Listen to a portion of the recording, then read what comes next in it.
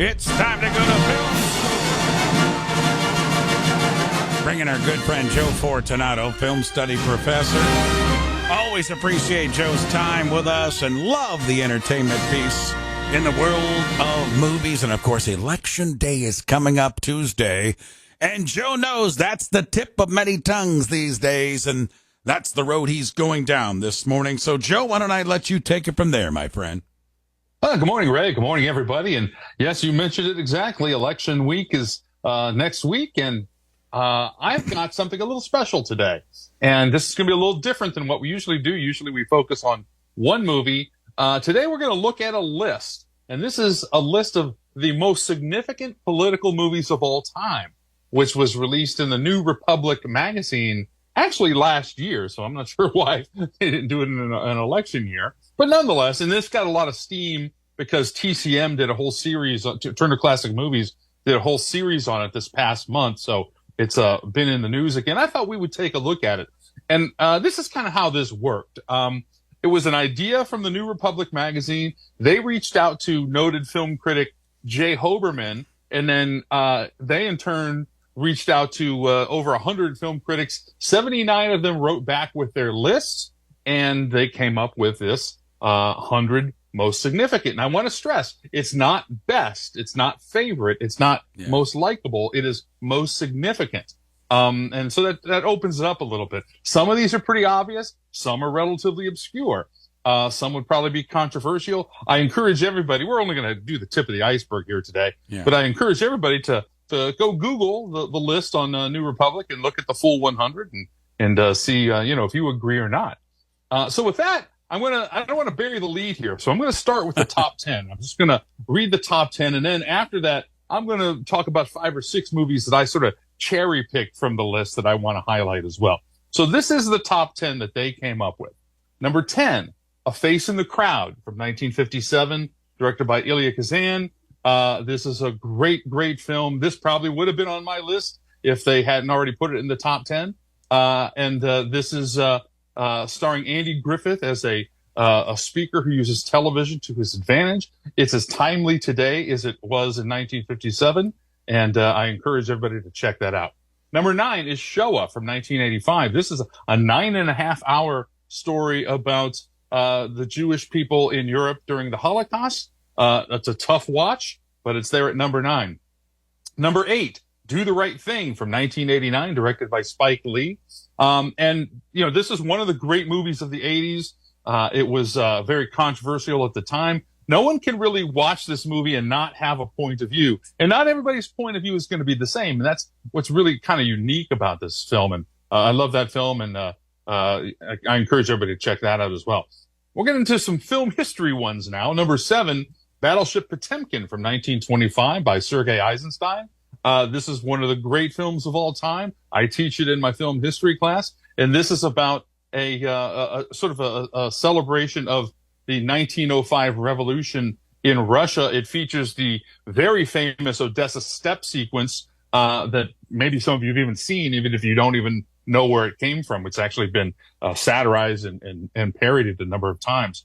Great film. Number 6, another political historical piece, Triumph of the Will from 1935 by Leni Riefenstahl. And this is a documentary of the 1934 Nazi Party Congress. And it's pure propaganda, but it's a really great historical document. That comes in at number 6. Number 5, another very controversial one, maybe the most controversial one, Birth of a Nation at 1915, directed by D.W. Griffith. Groundbreaking in so many ways, one of the first feature-length films in the United States, but it was also inflammatory, and it's very racist in its depiction of the characters. And it's a problematic film in film history because it's very important to film history, and yet it's the racism is quite jarring and problematic. Number 4 is a film we just did a couple of months ago here on Film School, All the President's Men from 1976 by Alan J. Pakula. This is about the White House scandal with Richard Nixon and the Watergate scandal and how it all came to be. Great political thriller, I guess. It's more of a procedural from the 70s, and a lot of great political movies in the 70s, and a lot of them are on this list. Number 3, we go back to the 60s, 1964 with Dr. Strangelove, directed by Stanley Kubrick. And this is a dark satire or a comedy of nuclear obliteration, which is not a funny subject, but they make it funny and it's very brilliant. A favorite political film from a lot of people, number 2, The Manchurian Candidate from 1962, directed by John Frankenheimer. This is sort of the consummate political entertainment, very Kennedy-esque era. It's about mind control, assassination, conspiracy, and it was released during the height of the Cuban Missile Crisis and really struck a chord. It was remade later, as actually were a number of these films. And number 1, this is a film that might surprise some people, and they might not even know about it, but The Battle of Algiers, which is it's not a documentary, it's a real film, but it's shot like a newsreel with non-actors, very realistic, and it's and that comes in at number 1. It's a very Italian neo-realism. That's our top 10 list. I'll pause for a minute, Ray, and let you get in a word. All right. So there's a few. Now, I'll be honest with you, Joe. I've only seen a few of those movies. All the President's Men is one of my favorite. The Manchurian Candidate, both of those, I really love those 2 flicks as well. So really some good food for thought there. So now I'm looking forward to your little list, my friend. Yeah, and again, I just sort of cherry pick these. These are films I love or that I want to get our audience to check out or introduce them for the first time or revisit them. So there's not really a rhyme or reason here other than just my personal favorites or things that I think are important. And this covers the whole list. And we'll start at number 71. I'll kind of go down from downward on this.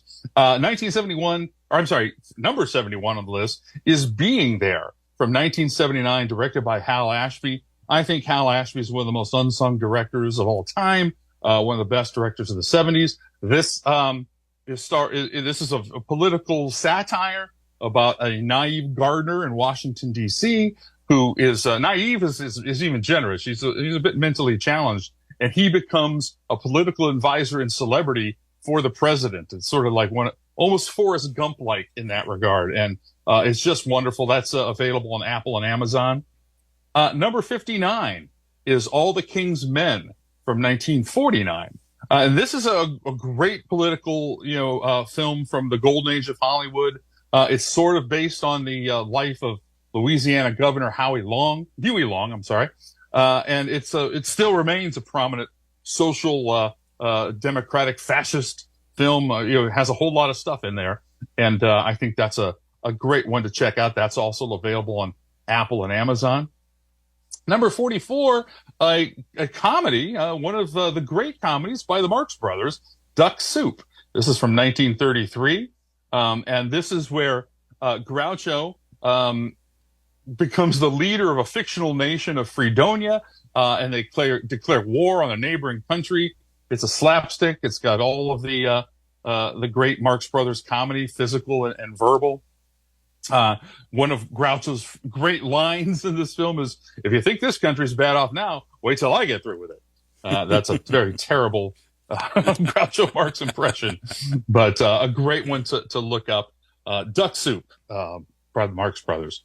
This next one is actually pretty obscure, and I'll admit, I just discovered it this year, but I was so taken by it, I was glad to see it on this list, and that is Gabriel Over the White House. And this is from 1933, and this stars Walter Houston as a sort of an uninterested president, and he's going to try and solve all these issues of the Great Depression. After a near fatal car accident that he has, divine intervention in the form of Gabriel the angel comes into the Oval Office and inspires him to become a populist dictator. Yeah, you heard that right. A populist dictator. This was actually financed by William Randolph Hearst, and it's a fantasy, but it's weird because it's both like I said, very liberal and democratic. And in fact, it was sort of kind of at the time of FDR, so it's kind of supposed to be FDR, but he actually is kind of a fascist dictator with liberal tendencies. So it's really fascinating that this movie even ever got made, let alone. But it's like I said, it's kind of hard to find. Gabriel Over the White House, and look for it if you can. Next on my little list here is The Great Dictator starring and directed by the great Charlie Chaplin. This is from 1940.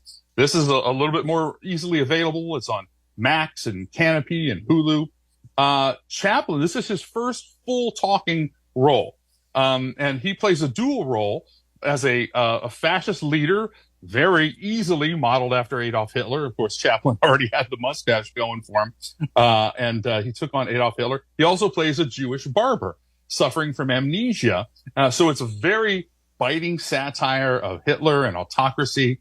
And it was also really brave of Chaplin because he was one of the few at this point in time, 1940. This is before the U.S. had entered the war, and there wasn't a whole lot of films or things being made about the war or being critical of even Hitler. They existed, but it wasn't major. This was the first major salvo of criticism against Hitler and dictatorship. And it has one of the great speeches of all time at the end of it.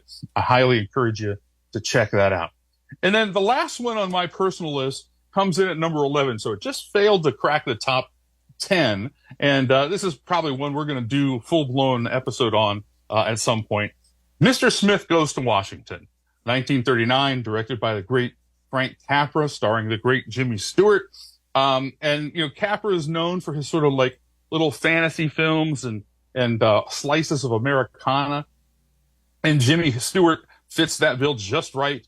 This is a fantasy about good triumphing over corruption on Capitol Hill. This one really never gets old. If you want to feel good about politics, and gosh, we all want to now these days, this is a good one to watch. And it's very timeless and a great film.